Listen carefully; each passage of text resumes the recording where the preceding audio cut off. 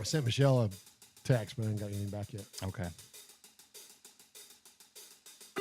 What episode number are we? This is 375. 375? Yeah. Oh, I got one just now from Martin. Oh, okay. Yeah.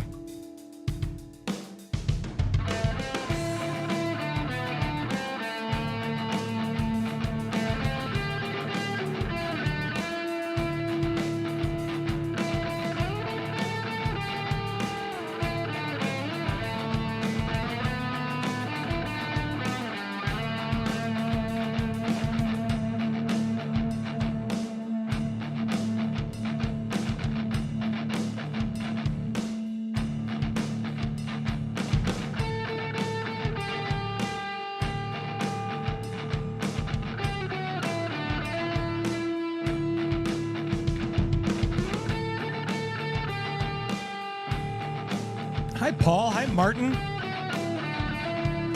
These boys over in the UK are fired up and ready to roll, man. Yeah, they are. Yeah, they are. Hey, Hooligan Nation. They're inside. Oh, nice. They're having a heat wave over there in the UK. Oh, are they? Yeah. Oh, my gosh. Them brothers aren't built for that, man. No. They need that fog and, you know. That's right. RDG in the building.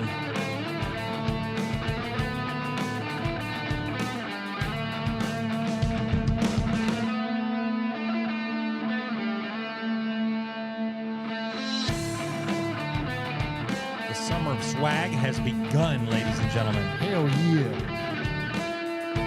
We got a good one tonight.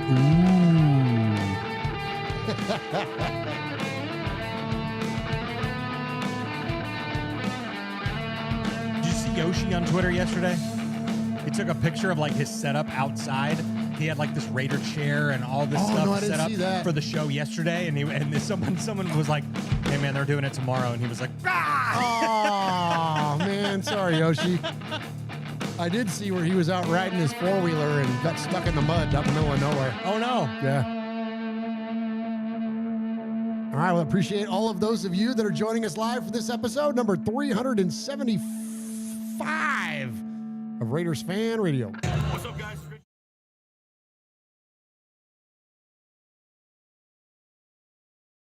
Hey, it's Mike Garafolo, NFL Network here in the home office, and you are listening to the Raiders Fan Radio podcast, taking that lighter journey into the dark side with Murf, Swag Jeff, and Michelle. She's got great hair. It's a little pink, it's a little purple, whatever it is. I'll tell you what, if I could grow it, I would sign up for that color today. So listen to her and the entire crew as they give you all the information on the Raiders on the podcast that benefits the One Nation Foundation. It's a great cause. It's a great pod. Tune in, turn it up. Here it comes. All that Raiders info and takes coming at you right now.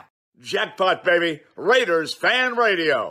Oakland, L.A., Oakland, Vegas, Raider Nation, wherever, forever. You got your old Uncle Mosh and Raiders Fan Radio from Murf's Man Cave, taking a lighter journey into the dark side. Sit back, put your feet up, pop a top, and enjoy the ride. Here we go! Look left, look right, Veliknikov, a leaping pass, touchdown! We miss you, we love you, and we'll see you in the Hall of Fame. When you have great coaches, then after you have great coaches, you get great players. You have a great organization, and you tell them one thing: just win, baby. Way up the middle, intercepted Filipiano at the 50, time running down. Oakland football, and I think Oakland victory. The Oakland Raiders have scored on the most zany, unbelievable, absolutely impossible dream of a play. Well, I love this team. I think this team can win. I think this team can win. You are listening live to Raiders Fan Radio. Take it away, guys.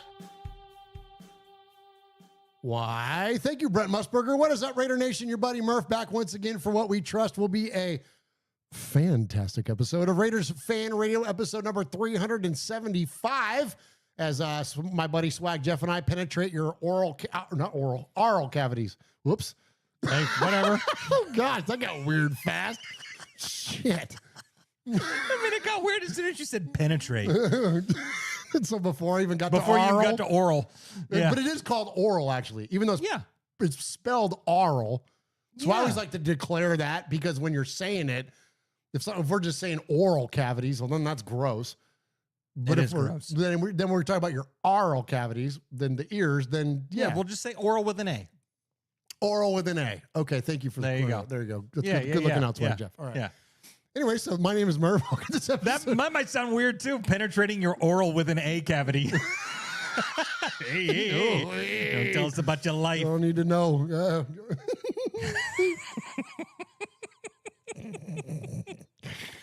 Okay, all right, let's talk about the Raiders. Yeah, let's do that here in a minute. 20 minutes or so. Yeah. Anyways, appreciate you joining us live for this episode of Raiders Fan Radio. I got a lot of fun stuff to get to tonight. We're going to kick off our Summer of Swag event here in the last probably show ever in the Cabin in the Woods, Swag Jeff. Hey, let's go. Yeah, and respect to you.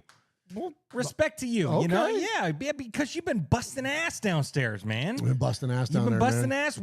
I got here a little bit early. We were downstairs taking the tour. That's the first time I've been down there when it's painted and all that kind of stuff. But like all the Raider swag is up now, and we've all got our own corners and all that stuff. That the set, it's not going to be one big desk. We have our own special spot in Fan Cave 2.0, and it's a beautiful thing. And I'm seeing where the poker table's going to be, and where the bar is going to be, and where the TV's going to be, and all that, man. It's just, I mean, that's going to be just Raider Central, man. It's amazing. Awesome, man. We'll appreciate that. Appreciate the kind words. And for those of you that join us on the YouTubes, or you can find us each and every Wednesday. Usually went Thursday this week because we had some other stuff come up on Wednesday. But and congratulations to your daughter's softball team, by the way. Yeah, shout out Charlie. Yeah, much respect to Charlie and the Sugar Rush, which is the name of her softball team, because they won both games in their doubleheader in their tournament yesterday. And so next Wednesday we'll be off of Raiders Fan Radio, right? But we'll be on the field playing the Lady Braves in the championship game. All right. And we hate the Lady Braves. You hate the Lady Braves. We hate a damn Lady Brave. Oh, man. I'm telling you. Yeah. Sugar Rush has got this unlocked, dude. Got it unlocked, bro. Yeah. Book it. Yeah, book it. Book it. Bet that shit on BetMGM. How funny would that be, dude? Have a prop bet. That's how you know it's the offiest in the off season. We're betting on U8 softball. not even just betting the game, but prop betting the game. Oh, absolutely. Yeah, we got to parlay that shit. Yeah. Let's make some money, bro. Rack this shit up. Yeah. I got the Sugar Rush to score a run in the first inning. You know what I mean? Like, absolutely. But anyways, appreciate all of those of you joining us. So yeah, the new Fan Cave. If you're joining us on the YouTubes, we've been the podcast nomads ever since we, I moved, and so our old studio, the old Fan Cave, went from the old Fan Cave to the Fan Cave 1.2. Nobody probably cares about this, but I'm gonna tell you anyways because this is what we got. This is our life. We went to Fan Cave 1.2 because we changed everything to move, and then the house didn't sell, so we had to remove in to the Fan Cave, and so then we kind of had an HQ there for not quite a year. Yeah. But then we found our next house, and so the lovely Valerie and I moved again, and so we moved everything out, and then just didn't have anywhere to go. So we've done them around the fireplace and over in the main living room. We've done them here in the cabin in the woods for a while. We've done it on porches. We've been in the kitchen room, in the dining room. We've been, dude, we podcasted from everywhere. My Literally old everywhere. office at my old house, like. Yeah. The only place we didn't podcast was in a bathroom. That's pretty much it. Hey, and I wouldn't have been opposed. No, hell no. Hell no. Just take care of two things at once while you're in there. Heck yeah. Wouldn't have to get up, go to the bathroom. You wouldn't. No, just you wouldn't have to do that. Yeah, Yep. You just see the look on our face. Make ultras away and freaking. Yeah. Yep. Just see the look on our face and just know that something's happening. Oh my gosh. All right, but anyway, so and those of you that are on the audio podcast, we appreciate you joining us as well. You can find us now on the Believe Network. Thank you to the good folks at Believe for believing in us. We believe. We believe. That's the same network as Lee and Mike Mayock. If those names sound familiar, former Raiders general manager Mike Mayock. And so anyways, really proud to be on the Believe Network.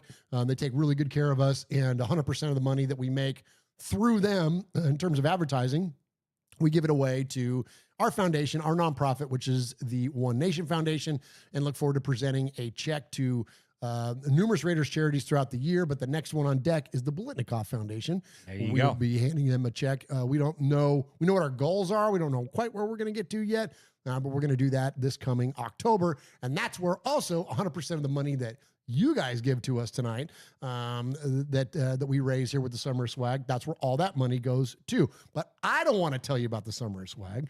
We need to let Swag tell you about the Summer of Swag. So let me now turn it over for the very last time. The man that adorns the right side of the poker desk, my best friend in your poker desk. Why not? Poker desk. My best friend in yours. He is Swag Jeff. It's time and then profile. What up, Swaggo? Oh, man, it's a great night, man. It's a great night. The Summer of Swag has begun, and I'm rocking a number 7 on my chest tonight. That's pretty slick, rocking the Geno already. Absolutely, man. So shout out to my wife with the Father's Day gift. That's we strong, bought this on Saturday. It was at my house on Monday. Really? Yeah, they weren't playing around. Yeah, they respect got Geno's fanatics. locked and loaded. They got Geno's locked and loaded. Yeah, just shipped from like 20 minutes away. It said it was shipping from Lebanon. Oh my gosh. Like, okay. All right. Well, I need to go to that warehouse and see what else y'all got back there. You know what I mean? But yeah. So I'm rocking Geno Smith tonight, and you know what else we're rocking with tonight is Cobes. Cobes. So if you are on the audio or on the video podcast here on the YouTube, I'm holding up a signed Jacoby Myers jersey with the certificate of authenticity, and that is what we are giving away for the first night of the Summer of Swag.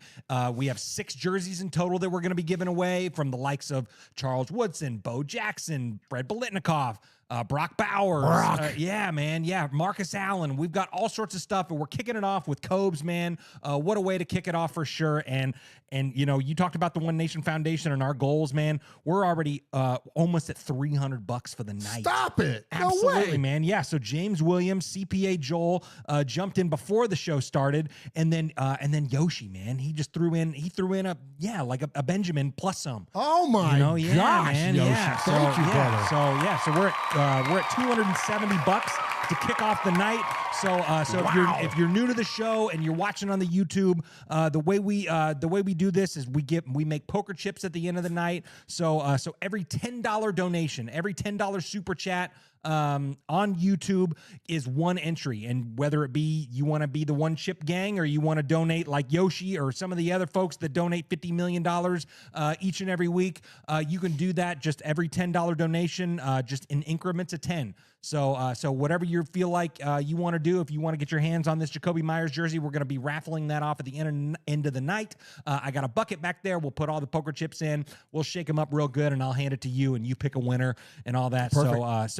So much respect to James Williams, CPA Joel, and Yoshi. That is amazing, guys. Thank you. And thank you guys for everything that you do for the One Nation Foundation. This Summer of Swag, it's our favorite time of the year because it's all about giving. It's all about giving back to Raider Nation, giving back to Raider Dad, giving back to the Bolitnikoff Foundation, any of the other Raider organizations that we give away to. That's what it's all about, man. Yeah, absolutely. Summer Swag is a blast. We love it. We definitely love this time of year for everything that Jeff said. And this is our time to be a vessel for your generosity. You know what I mean? Yeah. We hook you guys up with some gear, and if we get big enough donations through the night, we'll throw in T-shirts, and we try to really honor the donations that come through. And so we really try to honor that and give you guys some cool stuff. But just know that even if you're one chip gang, if you're the $10 guy out there, or you're the $100 guy out there, even if you win or lose, man, that money's going to Raiders-related charities. Yeah. Mainly the Bolitnikoff Foundation coming up this October. And so our goal, let's tell you guys, our goal is $15,000 because that's what we did 2 years ago. Yeah. We were able to get to $15,000, but then they moved the event up and it kind of cut down the amount of time we had to raise money. So now, like our soft goal would be like 10. But our stretch goal is definitely going to be 15. So that's where we're trying to get to. And we got a long ways to go at this point. You know what I mean? We do. We've got a good start, but we got a long ways to go. So anyway, so all that money that you guys give, no matter what, that's going to go to a great Raiders-related charity, even if you don't win the jersey or get a T-shirt. Absolutely. Like Absolutely. Well, and for those that are on the audio podcast, if you like signed jerseys, jump over to the YouTube on Wednesday nights, man. That's where or send us a PayPal donation, and you could be driving to work and listen and be like, oh shit, I just won a Marcus Allen jersey. There you go. Or whatever, yeah. you know what I mean? So we're gonna do this every show. Every show for the next 6 shows. Yes. Every show for the next 6 shows we'll be doing this, and then we're gonna cap it off with the Fannies. Well, maybe not cap it off with the Fannies, but we're gonna have the Fanny Awards coming up at the end of July. That's our another one where we kind of try to give back, and that's just celebrate the listeners of Raiders Fan Radio throughout the course of the year. We do that right around the time that training camp starts, and that's kind of like the official end of the offiest of the off season, because the Raiders are reporting that I see the 17th or the 22nd. Yeah, I've got it somewhere. I've got it. I'll look it up. I want to say maybe rookies on the 17th and then vets on the 22nd or something like that. Okay. Yeah. So that'll be right around the time of the Fannies. And then after that, then all of our fundraising and all that stuff, that's pretty much done at that point. And then we're just off and running, doing nothing but Raiders shit. Right on. You know what I mean? But anyways, so help support the foundation. Thank you for supporting Raiders Fan Radio. Hit that like, hit a subscribe, hit a thumbs up. Tell your Raider friends about us.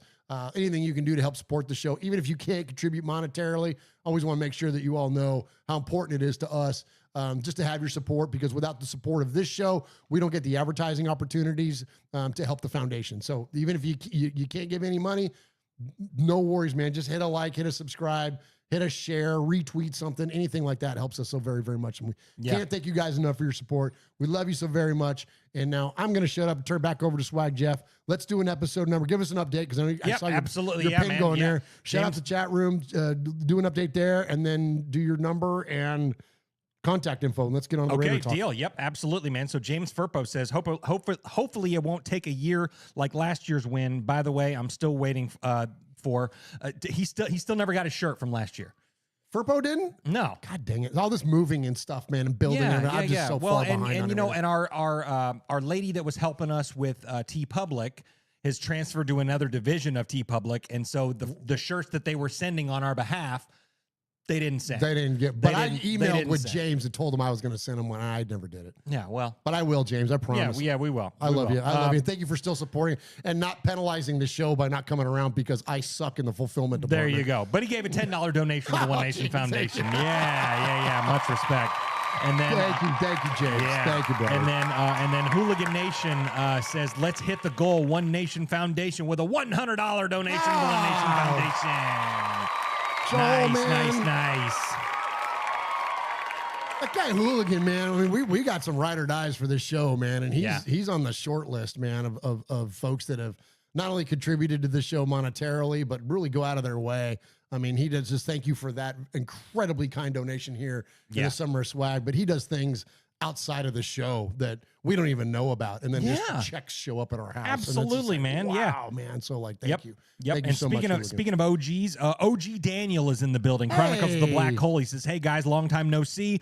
James Firpo's in the building, of course. Martin, Ron the Mater Raider, Yoshi, Paul. Let's see here. Kenny Clark is in the building. Hey, Kenny.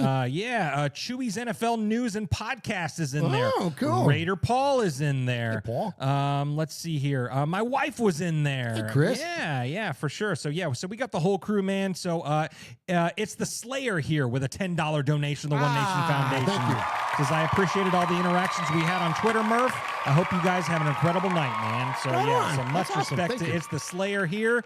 So like you said, so this is episode 375 of Raiders Fan Radio. Yeah. And each and every week we take a significant moment within Raider Nation, relate it back to the episode number. And this one is it's a fun stat, man. So we're gonna be highlighting Steve Berline.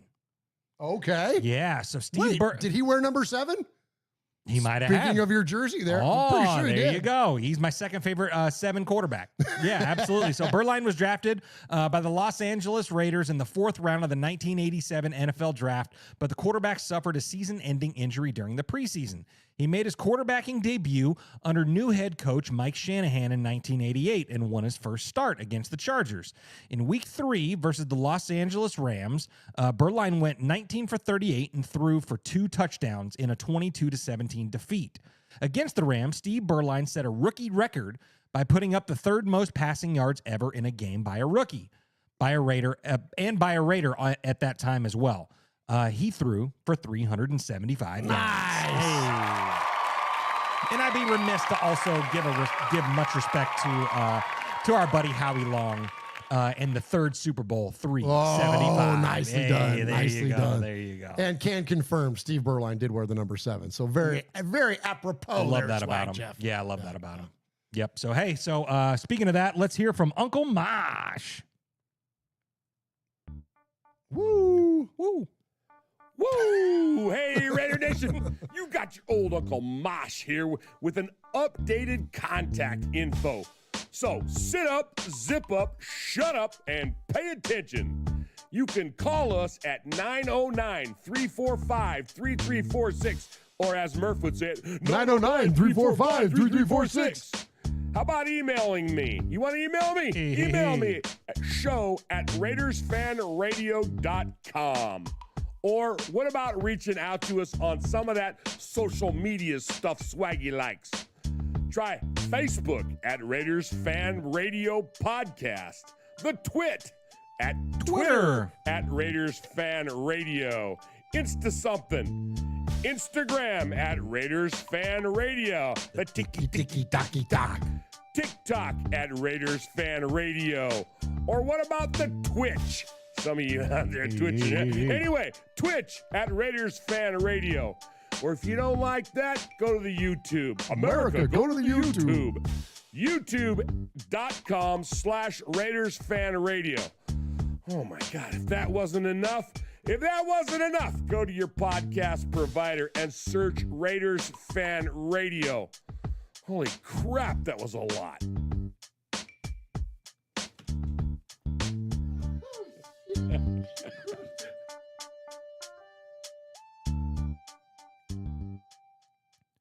Good. Nicely done.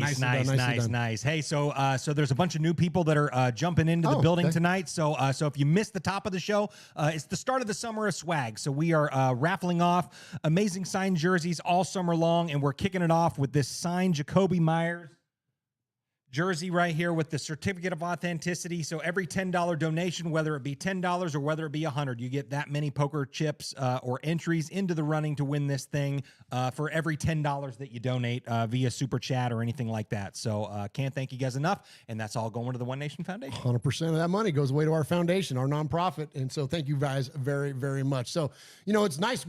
People are very kind and give us Super Chats very frequently. Well, now your Super Chats can get you a chance to win something. Yeah. And if we get enough of those things, you might get a T-shirt, might get all kinds of get cool a hat. stuff. We got a couple of hats over there. Hats. And stuff we got all like kinds of stuff man. to give away. Yeah. So, all right. So I got an idea, Jeff.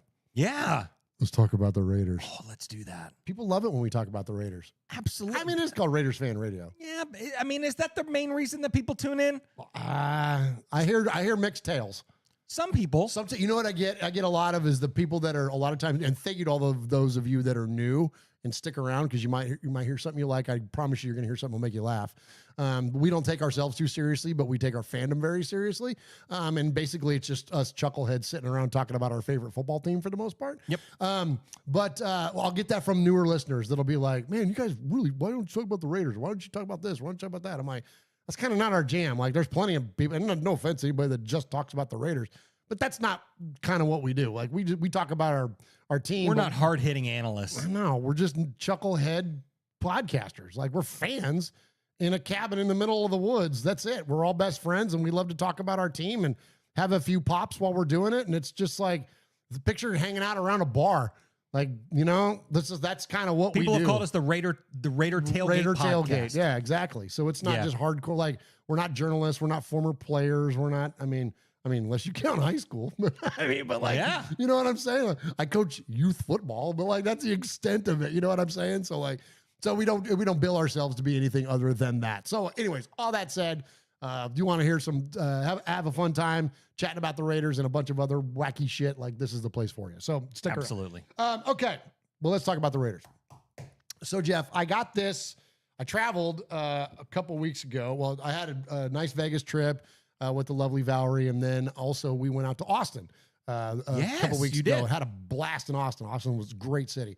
And so on the plane, I got the Lindy's Sports Pro Football 2025 preview. And so, and it was like, one had like Dak on the cover and whatever. So I got this one with Cam Jordan on the cover. I figured it was like the least offensive of players because, of course, Mahomes was on one. Of course he is.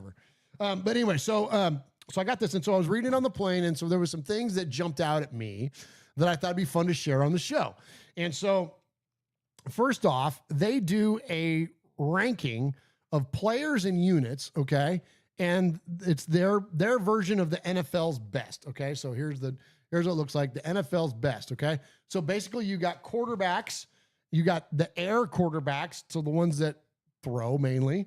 You got air and ground, so the combo guys, and then you got backups. Wide receivers, you got ones, the twos, and then the threes. Tight ends, you got starters and then the twos. Running backs, you got the ground and pound running backs, you got the ground and air. Then you got the twos there. You also have fullbacks. You kind of get the idea, right? It's like not only evaluating each position, but it's evaluating each position by function, which I think is a really interesting way to do it. Because if you're looking at a running back, for instance, if he's got great hands and is elusive, if he's a Marcus Allen type that can catch the ball and make things happen in the air, then that's a ground and air guy. Or on your quarterbacks, the air and ground guys. So there's your Lamar Jackson, there's your Kyler Murray, there's your guys like that, right? I would even put Josh Allen in there, which he's actually number 2 on the list behind Lamar, right? There you go. So you get the idea. So they go, it's not just each position, it's each version of each position, right? How many Raiders out of all these categories? There is, I won't even give you all to them. There's a bunch. There's 4 pages of categories here. How many Raiders do you think made the list? 2. Not a bad guess. 3. Okay. Which is really offensive to me. Extremely. Do you want to guess on who they were? Is this offensive and defensive? Yeah, both sides of the ball. Let's see. I'll get obviously Max Crosby's on that list. Max Crosby, as far as 4-3 defensive ends, because they have 4-3 and 3-4 defensive ends. 4-3 defensive ends. He is number 2, only behind Myles Garrett. Sure. I think that's fair. It's fair. I think that's fair for Max. Okay. Okay. I mean, is Geno on that list? No. And that blows me away. No. And they do top 10 air quarterbacks, top 10 air and ground quarterbacks, and he is nowhere to be found. They even have Drake May, Bo Nix, Caleb Williams, Trevor Lawrence, Stroud, Tua. Seriously? Dak, Baker, all these guys. And Geno's not on. Geno's nowhere to be found. Okay. The only thing, the closest I could find that would have been a Raider on the list is under backups. They have Jimmy Garoppolo as number 3. Like, give me Aiden O'Connell all fucking day long. Absolutely. Over Jimmy goddamn Garoppolo as a backup. What? They got Kirk Cousins, Cooper Rush, and then Jimmy. They got Mariota down at number 5. That's They blasphemy. got Gardner at number 8. Oh, my God. Did they watch him play last year? I was going to say, he got benched for Aiden O'Connell. And you're going to put him at number 8 on the list of backups? Oh, my gosh. That's some fuckery, man. Sure is. I didn't like that. I'm not going over this list with everybody because I like it. I'm going over it because it got my attention. Okay. And maybe that was the design of it. I don't think it was designed to get particularly a Raider fan's attention, but I think that it's an interesting view of how the league looks at us. This is the 2025 NFL preview guide. Okay. And this is what they're saying the Raiders players are. So anyways. Okay. So what are the other positions? What are the other 2 positions that had Raiders on it? You'll get it. Well, if I tell you, you'll know automatically who to. Just think about who our best player is. Or maybe our second best player after Max. Genty? No, it's Brock Bowers. Oh, sure. Of course. Brock Bowers. Okay. So under tight ends, he's number 1. Good. He's number 1. Good. Kittle needs to be. He should be. Hell yeah. Should be. Rookie year or not. So you got Brock and then Kittle and then Trey McBride out of Arizona, Sam Laporta, Detroit, Hawkinson in Minnesota, Mark Andrews, Ertz, Dalton Kincaid, on and on. But Brock is number 1. I thought that was very fair. Okay. That's a very fair one. And then do we have an offensive lineman on that list? Of course we do. Is it Jackson Parker-Johnson? No, but that's an interesting call out. I would have thought he would have been on here because I thought that too, but I wonder if he's not because he's changed position. Okay, so it's Colt Miller. Yeah, Colt Miller is tied for 10th in offensive tackles with Orlando Brown, Taylor Decker, and Paris Johnson. Your top ones are, of course, Trent Williams, Tristan Wirfs, Jordan Mailata, Deion Dawkins, Laramie Tunsil, you get the idea. But anyways, Colt Miller, number 10. That's it. That's it. Wow. Well, I'm interested to see what next year's going to look, because I'm telling you, I think JPJ is going to be one of the best centers in all of football. I think he will definitely be on this list. And you know who I think is absolutely, I don't know if it's because they're considering him a 1, and maybe that's why he's not on the list, because he would have to be one of the top 21s in the league. Okay. But if our boy Cobes isn't the best 2 in the league, I'm telling you. Come on now. Yep. Then maybe that's why he didn't make the list. But I mean, because he's considered a 1. Because he's considered a 1. I think so. I think that's got to be it. It's got to be the only reason why he's not on because that list. You got, as far as the 2s go, T. Higgins, Devontae Smith, Puka, Cooper Kupp. He's hurt. They have Puka as a 2. They got him listed as a 2. Why? Because Devontae is because Devontae is quote their 1. That Devontae is number 7 as far as the 1s go. Give me a break. Justin Jefferson, Jamar Chase, CeeDee Lamb is 3, AJ Brown, Amon-Ra St. Brown, Tyreek Hill, and then Devontae. Which that's pretty fair. I think that's pretty fair. Who would you put ahead of Devontae? They got Mike Evans out there, Terry McLaurin, maybe Scary Terry. I would put Terry. I'd put him ahead of him. Yeah, I'd put him up there. Maybe Malik Neighbors, man. That guy had a hell of a year. Sure did. But anyways, but so for the 2s, there's look at the bottom of the 2s. Darius Slayton, Rome Odunze, Michael Wilson, Keon Coleman, Darnell Mooney, Tyler Lockett. Dude, give me Cobes all day long over those guys. Absolutely. So anyways, I thought that was a little bit insulting. I thought that was sure. And then I guess they probably just don't put rookies on here. Otherwise, Genty, you would think, should be there. Should be on the list. But then after that, I get it. But I was surprised that one other one, but I guess it's because he was hurt, is Christian Wilkins. Oh, never mind. You know what? Shame on me. Is he on there? He's on the list. Good. Oh, okay, good. He's on there. Okay, so Christian Wilkins is number 4 on your 4-3 defensive tackles. It goes Chris Jones, Quinnen Williams, Daron Payne, and then Wilkins. That's fair. I think that's fair, especially coming off an injury. Mm-hmm. That's pretty fair. Is he healthy? Bro, I don't know, man. I heard that he was back in a boot and stuff like that. I don't know, man. That's going to be crazy. Yeah. We've got to get that guy back, man. We got to get him healthy. Yeah, I think so too. Because if there's a chance, if we get a healthy Christian Wilkins, I was talking about this with Graf the other day, man. Mm-hmm. And shout out Graf and much respect. Thank you for having it was a me great on your show, man. It was fun. It was a great show. A lot of fun chopping it up with Graf. But one of the things we were talking about is that, so remember back coming off of 2023 when Malcolm Kuntz was just dominant in those last 4 games, right? And when we kind of did our off-season prediction, whatever show thing that we do, I'd thrown it out there. I think Malcolm Kuntz could potentially be the sack leader, or for sure a statistical leader for our team because of the attention Max is going to get. And then but then you got hurt, right? Well, then you added in Christian Wilkins, and I'm like, oh wow, okay. I'm like, now you got 2 guys that are going to suck up a bunch of blocks. Not to mention that Adam Butler's no chump. Not to mention we drafted 2 young guys in Pegues and Tonka that to where they're going to be taking up. I'm like, okay. I'm like, if Malcolm Kuntz can be held, and I know this is a big if. I get it, Raider Nation. I'm not trying to sell anything. I'm just saying that if injury is not a concern for either of those 3 guys, because don't forget, Max dealt with some shit last year and got caught on too. Absolutely. So with Malcolm returning, which is, I think a lot of that for him, unfortunately, is going to be mental, because that's tough to come overcome an injury like that. It takes a long time to mentally get yourself back to that game speed, and I'm hoping he does. Should he get to that, and should this Wilkins thing not be a lingering injury, and Max is just going to be Max like we expect he's going to be, and Adam Butler can have a presence in him, I mean this 100% sincerely. It could be one of the best defensive lines we've ever had. And we've had lines with Howie Long and Greg Townsend on the same one. Come on. And Alzado in there too, by the way. Come on. And John Matuzak and Otis Sistrunk on the same line. We've had absolutely monster defensive lines when our team was winning championships. And I know that was a long time ago, but it still happened.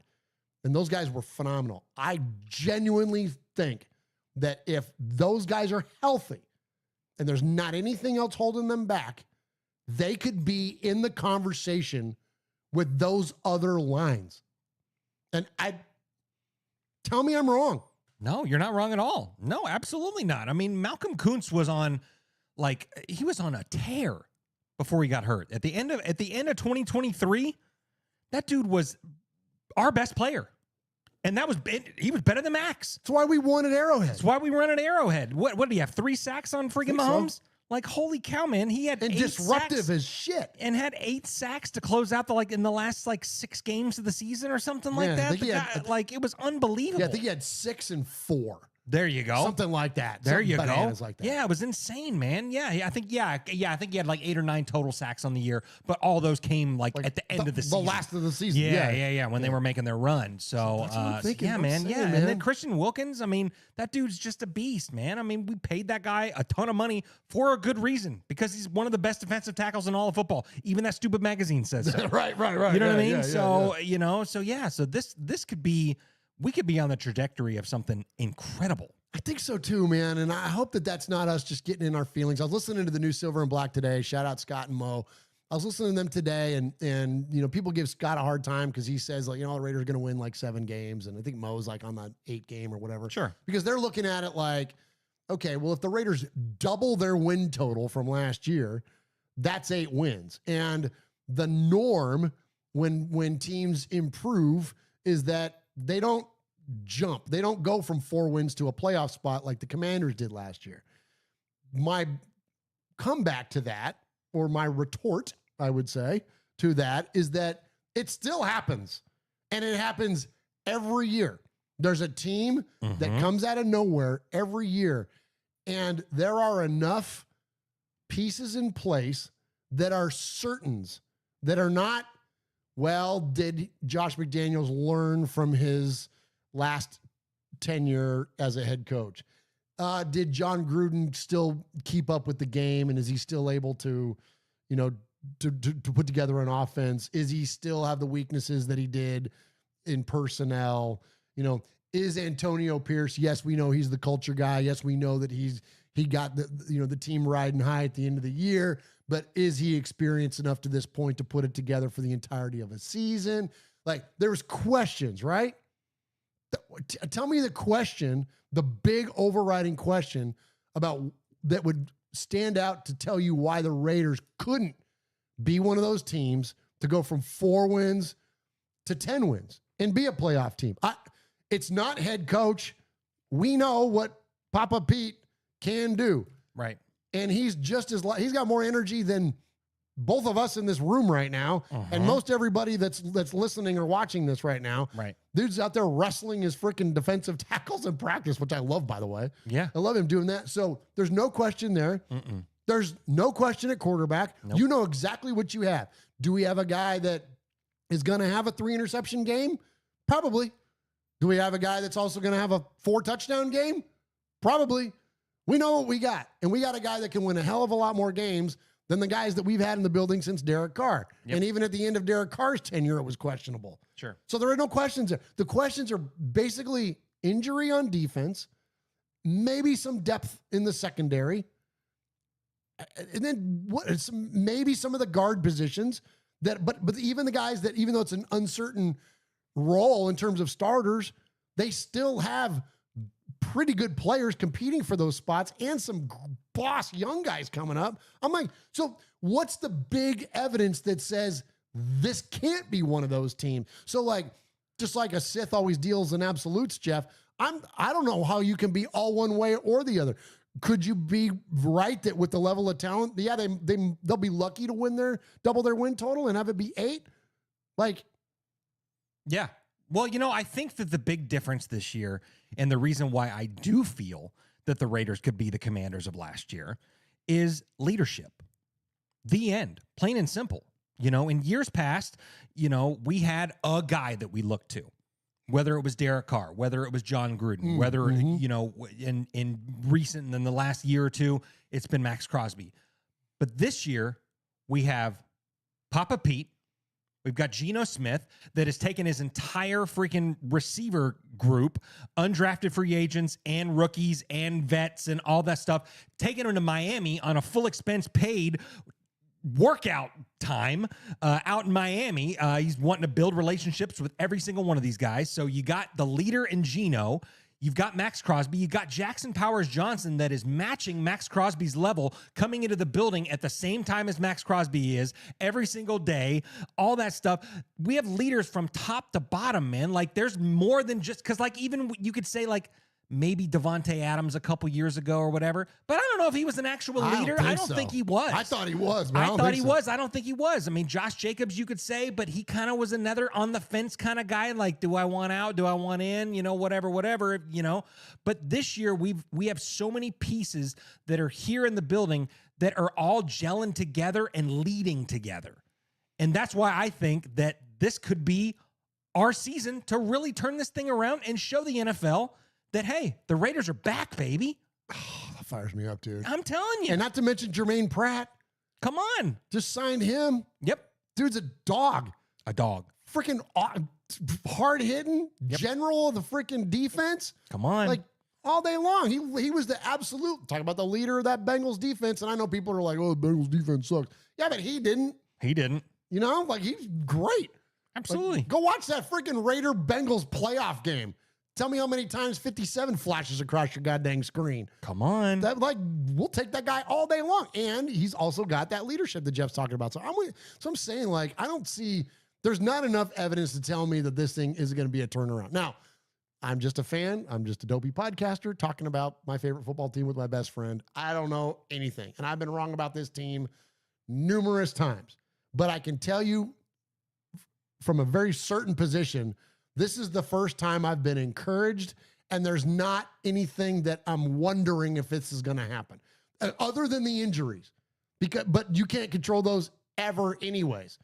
But like in terms of talent, in terms of ability, strategy, you know, was Luke Getsy, you know, was it him or was it Caleb that led to the failures of the Bears offense? Okay, well, let's find out, right? It was like, when you look at, you know, Gardner did really good when he was in Indianapolis. Almost took him to a playoff game. Okay, well, was it him or was it Shane Steichen and his ability to call the offense? That's it, like, man. There was always a question about a thing. I don't have questions other than, can you be healthy? Yep. That's it. Can you be healthy? Are you reliable? Can you be on the same page as your head coach? You know what I mean? I look at Pete Carroll and I look at Geno Smith as, even before a snap is played, that reminds me of Madden and Stabler. It reminds me. You're going to get emails about that. Good. It reminds me I feel of Plunkett going. and Flores. It reminds me of Gannon and Gruden. It reminds me a little bit of Gannon and Carr, or Gruden and Carr, you know, 2.0, whatever. Like, when you're on the same page with your quarterback and the head coach, it makes so much difference. And it descends to everywhere else on the team. It relates up to the upper management level of the team. You know, when you've got guys that are gelling like that, other guys want to play along with that. And like, okay, well, hey, they're gelling. Hey, let's gel. Let's get let's drink what they're drinking. You know what I mean? Like, let's all get on the same page here. So no, I think that's huge. And yeah, and send me the emails on that. Because I get that, like, comparing Geno Smith and Pete Carroll to Madden and Stabler is a little bit far-fetched, but it's the closest that we've had in how long? Well, I think, but what's important is that where you're dead on is that conceptually, having the head coach and the quarterback on the same page, and those guys have had success in the past. I know not to that level of a Super Bowl, but I get what you're saying though, and your point is valid. It could be Jimmy Johnson and Troy Aikman. It could be Sean Payton and Drew Brees. Mm-hmm. It could be, you know what I'm saying? Like Montana and Walsh. I mean, history is littered with Chuck Nolan, Terry freaking Bradshaw. I mean, it's all like, go down the list, man. Every big time team and every big time dynasty has had exactly that rapport between that guy in that position. And I'm down. I get it. I get totally what you're saying. I think it's important. And so, yeah, I think the last time we had anything close to that would have been Gruden and Carr. Yeah, I think so too. That would have been close, but it wasn't. It was a freaking, I mean, what am I trying to say? Because it didn't compare to, because Gruden and Gannon was a whole nother world. It was a whole nother thing. But I think if Gruden had more runway, if he hadn't have fired off those emails and done the things and all that stuff, they were building to that. I think it's true. He was unlocking Carr a little bit. He was unlocking Carr. Yeah. So, what if, right? Yeah, man. All right. Get a break, man. You talk a lot. I know, right? Hey, Raider Nation, this is Max Crosby from the Oakland Raiders. And goes down, and Max Crosby, who forced a fumble last week. You're listening to Murf, Mosh, and Swag Jeff on Raiders Fan Radio. Thank you so much. Just win, baby.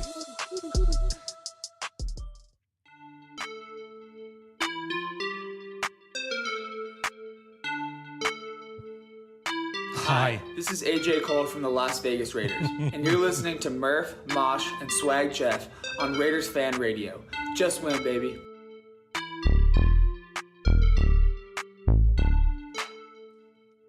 Hey, if you're tuning in late, where the hell were you? It's the summer of swag. You need to be here on time. But tonight, we have 8 donators tonight that have donated over $400 already for the night. So, so much respect to you guys, because we are raffling off this signed Jacoby Myers jersey. Ain't it a beaut, man? So it comes with the certificate of authenticity. Every $10 donation, whether it be $10 or whether it be $500 or whatever, you get poker chips for every 10 that you donate. And you can do that on the super chats right there. So can't thank you guys enough. And it's all going to the One Nation Foundation.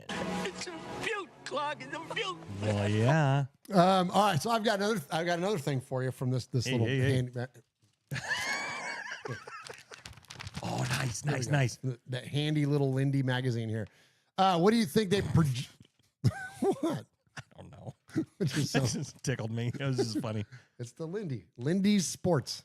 Yeah. Yeah, the handy Lindy. Yeah. Well, I know what a triple Lindy is. You don't know about that. You're not. No, what's a triple Lindy? You're too young for that. Triple Lindy is what Rodney Dangerfield did off the diving board when he went back to school in the movie Back to School. Oh, nice. He did the triple Lindy. Perfect. Yeah.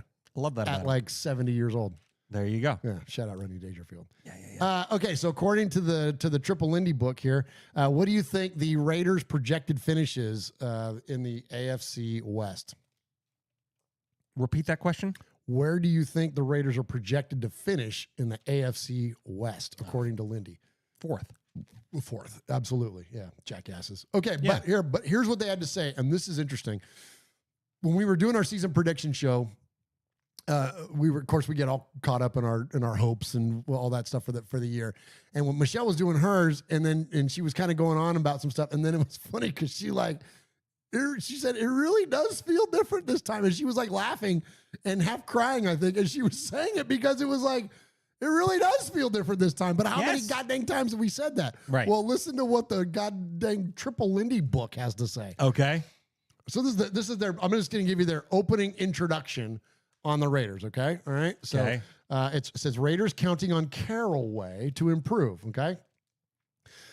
The Raiders are on their 4th new regime in 5 years, but when you get the sense it's different this time with new head coach Pete Carroll and general manager John Spytek calling the shots. Not to mention Tom Brady being a key voice in the big decision-making. Carroll has been there, done that, and his ground-up program building is renowned. By immediately trading for Geno Smith, his former Seahawks quarterback, and adding Ashton Genty at running back, and a whole bunch of big, tough, physical prospects everywhere from wide receiver to the defensive backfield, Carroll made his mark. For the first time in a long time, it made sense. Smith, who has the 6th most wins in the NFL since becoming a starter in 2022, immediately lifts the floor of the quarterback room. Genty injects life into the worst rushing attack in the NFL last year. All of a sudden, the worlds of tight end Brock Bowers and wide receiver Jacoby Myers open up. A better offense means a better defense. All the better that defensive linemen Max Crosby, Christian Wilkins, and Malcolm Kuntz are back to full health. No one is talking Super Bowl in Vegas, but 8 to 10 wins is more than available to them. After years of misery, that would be a welcome sight for the Raiders franchise. At the very least, it sets a strong foundation for the next few years under Carroll and Spytek. No guarantees, but at long last, things are finally looking up. Finally. Dude, come on. Okay. That's an amazing. That's an amazing take. Descriptor. It's an amazing description, and it's exactly how we're all feeling. But then why do they still have us at 4th place in the division? Because they go through each. I can answer that question. Okay, good. Yeah. Please. So what they do is here's rating the teams. Okay. Rating with a T, not a D. Rating the teams. And so each position group gets a score. Okay. Okay. And then they add all the scores up, and whoever has the highest score gets that placement within the division. Okay.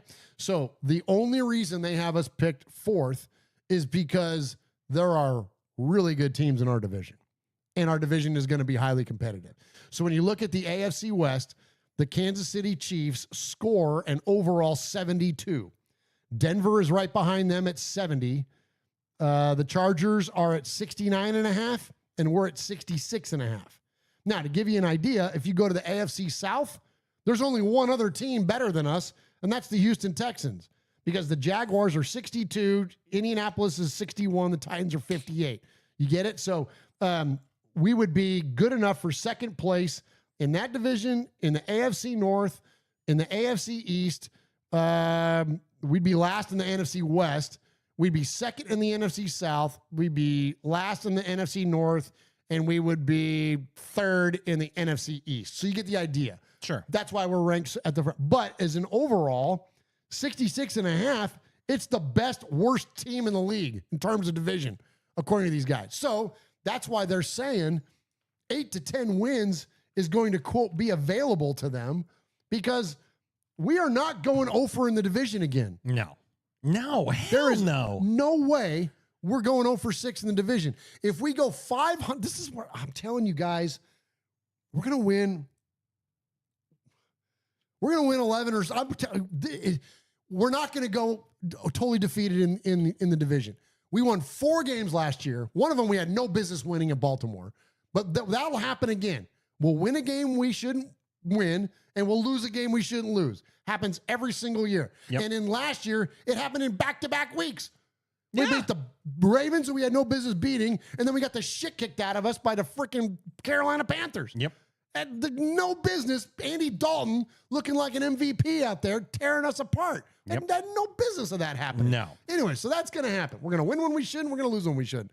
But if we won 4 games and we say that this team is good enough to go 500, just say they break even in the division. That's 7 wins. And you're telling me we can't beat Tennessee, one of the worst teams in the league? There's 8. You know what I mean? Like, this schedule and the way that this is lining out, it is not unfeasible for us to get to freaking 10 wins, man. I'm telling you. And I hate to be 10-win guy. We talked about that before. Everyone can find a way to get 10 wins. Get 10 wins out of a schedule. 100%. I'm not 10 wins. That's why I'm saying, bro, I might be out of my mind. I probably am.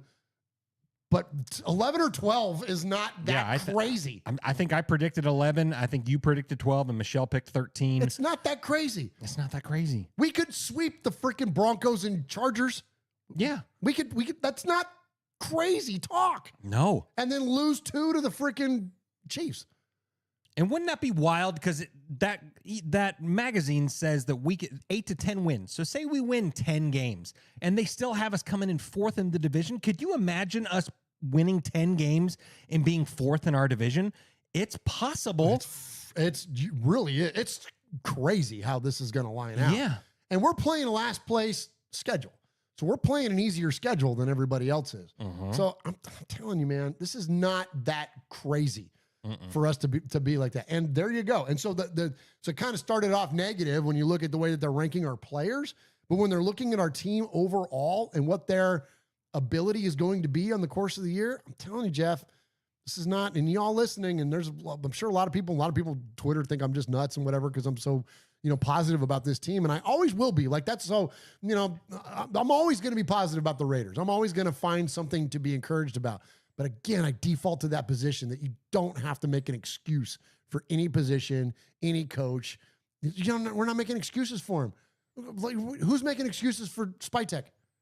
Nobody. We were making excuses for Telesco 1 year. Year 1. We're already making excuses for Telesco. And now that some bitch is out there doing interviews. Did you hear this shit? Where he was like, yeah, we knew that there wasn't anybody that was going to be, that we wanted to be aggressive enough to move up and go get at quarterback. So we're going to, and he didn't say this, me paraphrasing, but basically it was, we're going to go ahead and roll with Gardner and AOC. In what fucking world, as you as a professional general manager in the National Football League, look at Gardner Minshew and Aiden O'Connell and go, yeah, we're good. And he goes, yeah, because I figured I'd have more time to be able to build this thing up. Dude, how can you be so ignorant on this show? Now, I may be an idiot podcaster, but we said it on this show. If you blow this, Tom Telesco, you're not getting a general manager job again because you've now failed at 2 different spots. Your leash will be short. Figure out the quarterback, not, we'll go ahead with Gardner Minshew. You're going to you tied your career. Your legacy. To Gardner freaking Minshew. Yeah. In what world does that make sense, Jeff? It's bananas. So all that said, now, what is it what excuses are we making for Spytek? None. That's what I'm saying. There's no excuses. There's not one thing you can point at on this team and the organization and go, well, if that goes this way, then yes. Yeah. No. What? Look, if anybody, Pete Carroll is tying his legacy to Geno Smith. Guess what? Geno Smith, that magazine right there just said that since 2022, when he became a starting quarterback, he's the 6th winningest quarterback in the National Football League. That's a good guy to tie your load your wagon to, you know? So, I mean, like, come on, man. Like, yes, those are the kind of guys that you tie your legacy to. 100%. Yeah. So, no, there's no excuses. I think this feels different, man. It just feels different. Don't give me hope. I'm telling you. Well, speaking of hope, let me update you on what's going on in the chat room. So Tyder Raider says, all love and respect RFR family with a $10 donation to the One Nation Foundation. Whoops. Okay, Ty. Jeez. Sorry, Ty. That's hilarious. Foxy Scorpio with a $20 donation. Hey, thank you, Foxy. Yoshi with another $21 donation. Absolutely, man. And our good friend Justin Marmon in the building. Justin? So he says, those guys don't know shit. 11-6, go Raiders. Checks in the mail. So so much respect to you, Justin. Thank you, Justin. We cannot wait. And thank you very much. Wow, much respect to all those donations that just came in. Show them the jersey there, Swag Jeff. Oh, so yeah. Everybody's looking to get a poker chip in for the drawing for this amazing signed Jacoby Myers jersey. We got 6 jerseys to give away this year for the Summer of Swag, and 100% of that money is going to go to our nonprofit, the One Nation Foundation, giving to Raiders-related charities. And Justin there, I guess we'll wait until it's all official, but thank you for the check in the mail. And Justin is going to be one of the newer corporate sponsors of Raiders Fan Radio, and there might be some naming rights involved for the new studio and stuff, man. So we're very excited about the new partnership. Thank you, Justin. Very, very kind, and can't wait to share more of the news with everybody as we grow our partnership, man. Justin was looking very kindly to get involved with a podcast and likes what we do, and especially that we have a nonprofit associated with it, and so is going to share his generosity with us, and more importantly with the charities that we're involved with. So thank you, Justin. Absolutely. You rock, and thank you again to all those other. Yeah, and Trinidad just jumped in there and says, I agree with Michelle. 13 wins all the way, at least, with a $20 donation to the One Nation Foundation. Come on, Trinidad. And Kenny Clark is in the chat. He says, put it on. I don't know if he's talking about that jersey, but I don't think it's going to fit my fat ass. We got to wait till you get into that pool body. Oh, yeah. We're working on it. Swag Jeff. Yeah, we're tightening it up. We're tightening it up. We're drinking Mick Ultras for crying out loud. Yeah, we are. Yeah, we're trying to get this thing tightened up for the Raider Dad event. Which, absolutely. Speaking of Raiders-related charities that we give to, we're going to give it to Raider Dad. We're going to present their check upcoming for $3,500 based on everybody's generosity. Absolutely. We're going to present that at the preseason game against the San Francisco Although I hate saying that because they're not in San Francisco. The Santa Clara 49ers. There you go. But anyways, we're going to be at that game. And so Trent and anybody else that's going out to Allegiant for any games this year, man, hit us up. Not only for the game against the Niners, the preseason game, but more importantly, come hang out with us at the Raider Dad tailgate. We're taking a whole bunch of underprivileged kids to the game, providing a tailgate experience. They get shirts. They get it's just an amazing event, not only for those kids but also their parental figures. So thank you guys very much for your generosity, and definitely come and hit us up and help us support Raider Dad. You want to give us an updated tally there, Swag Jeff? Nope, right. I don't. But Wyoming Raider is in there. Says it's the summer of swag with a $20 donation to One Nation Thank you, Foundation. Wyo. Yep, and then Yoshi with another $10 donation. Hey, Yoshi. Gosh, Man. Right on. That's awesome. All right. Well, I got an idea. Okay. How about more of them and less of us? Swag Jeff? Ooh, okay. Yeah. So let's go ahead and let's do what do we call it? See a fan's mailbag. That's it. Let's do that. Before I do that, I want to shout out the other folks that are in the chat room tonight. Let's see. Our good buddy Graf is in the building. Hey, what's up, Graf? Great, my brother's great show. Keep up the good work. And he said, keep penetrating oral cavities. Pause. Let's see. Martin's in the building. Scott Sweaty's in the building. Kenny Clark. Mojo is in the house. Yeah. Paul is in there. Reezy Rock is in there. Yoshi's in there. Wyoming Raiders in there. Hooligan Nation is in there. Jordan Ford's in there. Oh my gosh. It's Slayer here is in there. Yeah, man. Ron the Mater Raider. Trinidad. Man, we got the whole crew. Got some OGs in there, man. Some OGs, man, for sure. Mojo, I just was decorating the new fan cave. I have been doing it for like freaking a week now. But anyways, yeah. But I did have a little When the Universe Speaks. Yeah, you do. Little honoring of When the Universe Speaks. Shout out Mojo and Mojo's Pod Show and When the Universe Speaks and all that. I still think that show needs to come back. It's got to come back. Freaking hilarious, man. Yeah, Mojo is freaking. There's still a sticker somewhere in Murfreesboro on one of the gas pumps of When the Universe Speaks somewhere. Yeah. Oh my gosh, yeah, that was awesome, man. Mojo's a great podcaster, but just a great guy though, man. Just a great guy, a good father, man. Just a good dude to hang out with. Yeah, I respect his service. Like it just, man. So anyway, he always throws amazing tailgates. Oh my gosh, Mojo does. I didn't even mention that. The only tailgate that I ever went to in Oakland was hosted by Mojo. An incredible food, breakfast, lunch, the whole deal. Breakfast tacos were freaking insane, man. Come on. And then Mojo hosted myself and Michelle and my wife in Lamont at the Tampa game this past year. Yeah. I mean, and he brought bad game, good tailgate. Yeah, and he brought like 10 pounds of ribs or something like that. He was like, "Hey, come on, y'all eat." Like stuffing shit in our pockets and stuff like that before we go in there.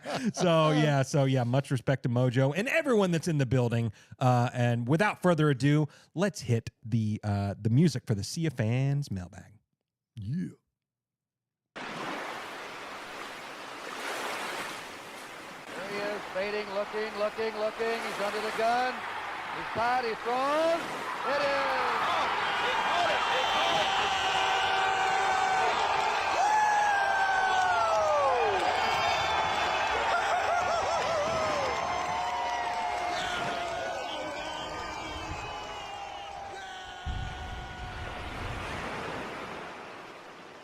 All right, Raider Nation, appreciate you very, very much. This is where we get to hear from you because more of you and less of us is always a good thing. You can contact the show a multitude of ways. You can not only join in with the most amazing chat room at youtube.com/Raiders Fan Radio, normally on Wednesdays, but tonight, a Thursday night at 4 p.m. Pacific, 7 p.m. Eastern, or you can call the show. You can call the show at 909-345-3346. That's 909-345-3346. And if you leave your message and we play it 3 or more times, then you become the next made man or made maiden here at Raiders Fan Radio. Or you can email the show. And that address is show@RaidersFanRadio.com. That is SHOW at RaidersFanRadio.com. And shoot us an email. And if we read your email an indefinite amount of times, you can become a made man or made maiden that way. And we've got the Murderer's Row, Swag Jeff, from the UK coming in tonight in the emails. We've got Martin and Paul. And so let's kick it off with Martin. And he says, "Hi, all. Just a quick one tonight. I just found out that Violator's stepson is called Thrasher, as if he wasn't badass enough already. That is pretty cool. And shout out Violator, who's doing shows with Graf too, by the way, which are awesome. And if you're not supporting the OLV Raiders Podcast Network, definitely go and support our buddy Graf. And again, thank you to him for having me on the show the other day, man. It was a lot of fun. Okay, he says that's it. Shout out to the chat and the One Nation Foundation. Go Raiders. P.S. We're having a heat wave in the UK this week and into next week. So spare a thought for me and Paul. We're not built for this. That's awesome. I appreciate you, Martin. All right, let's hit our buddy Paul over in the UK. Oh, I've got to get Paul's music ready because now I'm a one-man show over here because now that Swag Jeff is over there researching or doing your poker chips. Okay, here we go. All right, here we go. Paul. Evening, everyone. I hope you're doing well. Late last week, I read an article that suggested Raider Nation will need to remain patient this coming season. It was a general NFL writer, not Raiders affiliated, but it still boiled my piss a little. I don't want to be patient anymore, and we shouldn't be asked to be patient anymore. We've had decades of be patient, guys. Well, screw that kind of talk. What we need is to be competitive and to challenge for the AFC West and to win again. Amen, brother. Let me put it like this. The Raiders, God bless them, as we all know, have been subpar in most departments for quite a while. For every star prospect to arrive and build hope, there was a Gruden screw-up or a McWeenie on the scene using the patience angled to buy time, and we've all got along with it in the hope that that this time it'll be different. And that's not a critic. Well, this is very timely what we were talking about earlier. And that's not a criticism of Raider Nation, by the way, because what else are we supposed to do but believe in our team? So we had Gruden, who was building something but was slow. We'd probably have made the playoffs in 2045. McWeenie is just a 24-carat shit nugget, and AP was sadly too inexperienced. And that's not forgetting the other years prior to those three when we shuffled around in a confused mess. This year, there's something in the air in Henderson that suggests there might be change. We find ourselves struggling to contain our optimism as once again, this feels very different, is in our minds, but here's why I think it could be.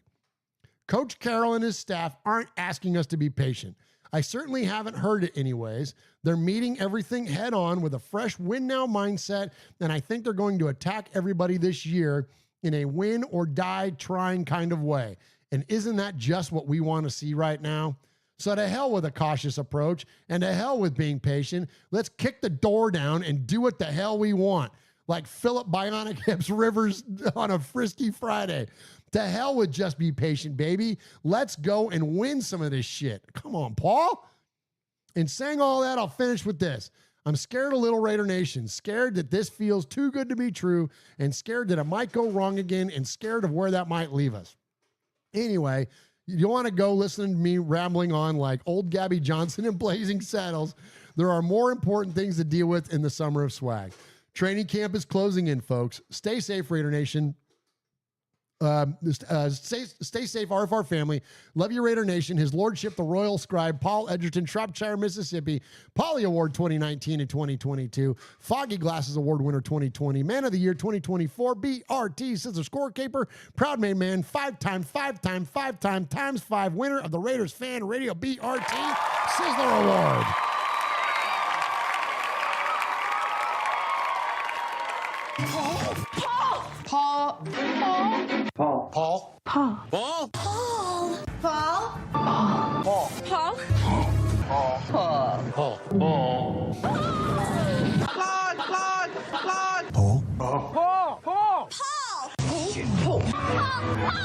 Paul, your name Paul? Hello? Paul. Hello? Paul. Paul. I met him with Paul. Who? Paul. Paul, yes, Paul. Paul's not here. Hey, Paul. Paul. Hi. I'm Paul. Darn right you are, Paul, and thank you very, very much for your email. I appreciate that. And yeah, we're thinking about you and Martin over there dealing with the heat wave, but great, points there, Paul. We talked a lot about it tonight, about how there's not like one thing we could point at. And I do love your call out there. And I hadn't thought of it until you said it. No one's saying be patient. No one's saying this is we've got to build. And that's where I get so frustrated with coaches that like have their thing or their scheme or whatever. And it's like, oh no, we got to build into it. And that was the mistake, again, that Tom Telesco made, thinking that he was going to build into something. No, man. Like we don't have time for that. Like this team is not so devoid of talent that it can't be turned around with some adequate or top-notch coaching and some pretty talented players. And so that's what it looks like it's going to be to me, Paul. So I'm with you. The whole be patient thing, no. The whole like, oh, let's just get this thing to 7 wins this year. No, bullshit, man. No, let's get this thing to 10 plus years and let's compete for a spot, a significant spot, in the wild card or especially within the division. God forbid we would challenge for a divisional title. That would be just absolutely insane. All right, next up, we're going to get to your voicemails. And so I have to bring up the voicemail. So talk to him, Swag Jeff. Yeah, man. Hey, so I just made all the poker chips, so we are ready to roll. Thank you, Martin, and thank you, Paul, for some amazing emails. And if you email the show an indefinite amount of times, you can become a made man or a made maiden. Or in this next segment, which is the voicemails, if you call and leave a voicemail 3 times, you too could become a made man or a made maiden here at Raiders Fan Radio. That's right. We're going to go ahead and kick it off with a made man. And so let's check in with our buddy down in Mexico City, your official RFR Mexico correspondent. Yes. He is Ernesto. Nice. Yo, Murf. I just saw the show. Oh, I thought that was it. Last show. And I saw that you guys are going to be in Vegas for the Titans Raiders game, not the game, but that weekend that you arrive on Thursday. I will be arriving on Thursday, and I will be there until Monday. I know that you're not going to see the game, but let's get together, man. I would love to see you guys, give you a couple of bottles of a good mezcal, and just let me know. I showed you drunker than a bicycle. A tweet also, so because I'm that kind of excited for the possibility to meet you guys. So let me know if we can coordinate something and have a beer and talk ball and talk Raiders ball, and that's it. I hope to see you guys there. I hope that's possible if your agenda allows it. And that's it. That's it, guys. Let's do it. All right. There you go, Ernesto. Yeah, and let's do that. I would love to meet up with Ernesto. Well, and the best spot to do that is the freaking tailgate. Like, because he's not going to the game, but he's going to be in Vegas. You say he's going to be there till Monday. Yeah, but that's he's talking about the Titans game, right? Oh, shit. I'm sorry. I was thinking Raider Dad, not Blitnikoff. Or the best way to do that is to come to the Blitnikoff event. Come to the Blitnikoff event. That's where we do it. That would be cool. Because not only you bumping elbows with a couple of knuckleheads like Murf and Swag Jeff, but you're going to be bumping elbows with, I don't know, Mark Davis MVPs, and Super Bowl MVPs and all sorts of stuff. And I'm sure Pete Carroll will probably be there. And dude. You know what I mean? Like, come on, we met man. AP last year. You sure did? How cool would it be? Well, 2 years ago, but 2 still. years ago. How cool to be to meet Pete, dude. That'd be badass. Badass. Get him on the show.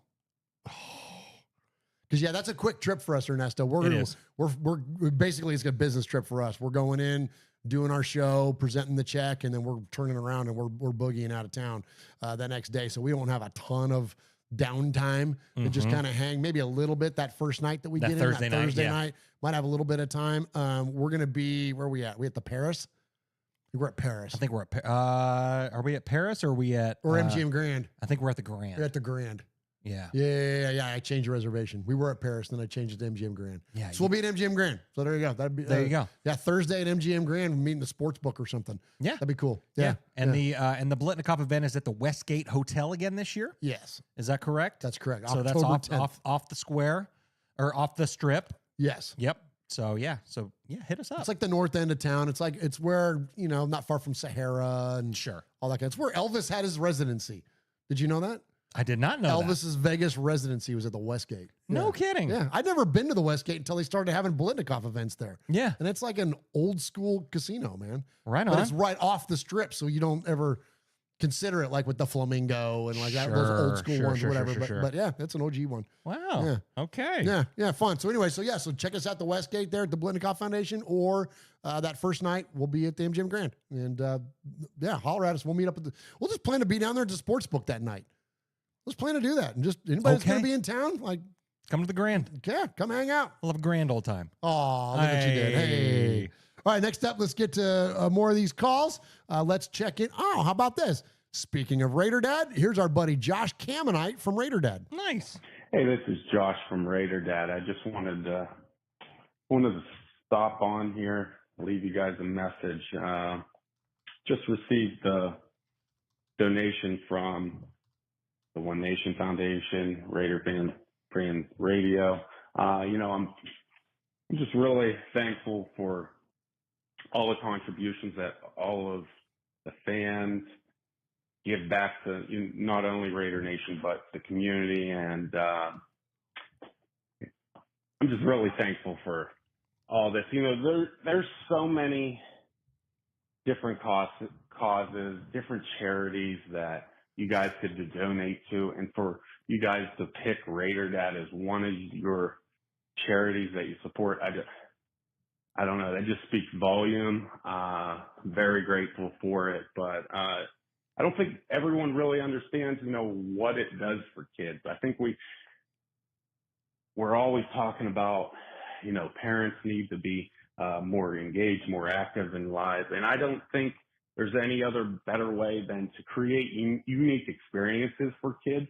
And for a lot of these kids, it might not be possible otherwise. I just think it's really something special. And all these experiences couldn't be done without people like you. And, I just think that when I listen to Murf sometimes, talk about his dad, his bringing up, going to games in the Coliseum and stuff, that's something I hope my own kids one day, when Sundays are talked about, or the Raiders, that's what I hope to duplicate, and have so many of you share your own stories. This wasn't about one person. This wasn't even really about an organization or a mission. We just realized how many people that we could help. And I just think, it's really undervalued what we're doing for these kids. So I just wanted to pop on here. Thank you all for that. And hopefully we'll be reconnecting this year and turn the ship around with the new crew that we have. Look forward to a fun season. So hopefully see some of you guys. You guys can stop out in Lot H. We'll be out there all year, and we'll see how many kids we can get in this year. All right. Love it. Awesome. Love man. it. Love it. Yeah, so, let's speak on that real quick, man. Let's share a little personal stuff here. Yeah, go for it. So you just had Father's Day, right? And Yeah. so of course, I always think about my old man. My dad died in 2016. That was, and I think this is what Josh is alluding to. And the reason that this charity speaks so much to me is that I grew up in the Oakland Coliseum. You've heard me say it a million times. I went to the Oakland Coliseum in utero. My mom went with my dad to the 72 World Series when she was pregnant with me. And I went to A's games, like from the time before I could remember, like as long as I was aware of existing on the planet, I remember being at the Oakland Coliseum, and not only spent time there with, friends and whatever, other family and whatever, but it was mainly my dad. And it was like, because it was affordable to us, we would go out there and sit in the bleachers at the Oakland Coliseum because he could afford to take me to that. But that was all he could afford to take me to. And then by the time that I got old enough to where I could start facilitating going to a Raider game on my own, they were gone. They were in Los Angeles. Like, they left LA. So I was born in 1973. They were gone by 1982, right? So like the Raiders were gone. So there wasn't even an option. So my dad would occasionally take me to like a Warriors game that he could afford to be able to take me to a Warriors game. But it was always the A's, and it was always the Oakland Coliseum. And then the reason I want to bring all that up is that those, even though it wasn't around the Raiders, it was around the A's mainly, but that foundation that I built, that connection with my old man that I built through all those years, because that was something he was able to do. And that was frankly probably the closest things that we ever did. When I became an adult and could afford to go to a Raider game and bring family with me, that was one of the last things I did with my dad. We went to a Raider game together and watched the Raiders beat the shit out of the Jets in 2011. And then just 4 years later, basically, he was gone. And so to do that as one last thing with my old man, like, that's why this shit with Raider Dad connects and hits so hard, because I understand how expensive it is to take your kid, let alone your family, to a Raider game. It's obnoxiously expensive. And we have the good fortune and the blessings of life to where we have been able to do that numerous times. But there are so many people that can't do that. And it robs them of their ability to form those bonds with their dad or their mom or whoever their parental figure is in life, to where it literally will carry with you until the day they die. Right. That shit my old man would say that too. So that fucking speaks to me and it hits me square in the heart. So that's why, Josh, that's why out of all the charities we could choose to partner with, that's why yours speaks so highly to us. Yeah, absolutely, man. Yeah, there's something really special about bonding with your dad or with your parent or whatever at a sporting event. That was, I didn't grow up in Oakland. I didn't grow up on the West Coast or anything like that. So I didn't go to Raider games or anything like that. But growing up here in Middle Tennessee, we had the Nashville Predators. That's been your bond with your dad. That's been my bond with my dad since I was 10 years old. I moved to Middle Tennessee in 1998, the same year that the Nashville Predators became a team in the NHL. And so that was, bonding with me, my dad, and my brother and all that stuff, going to those games together. And then fast forward to 2019, I don't consider you as my father figure, but you're a very prominent figure in my life. But even more so, Uncle Mosh. Uncle Mosh is like a father figure to me. Yeah.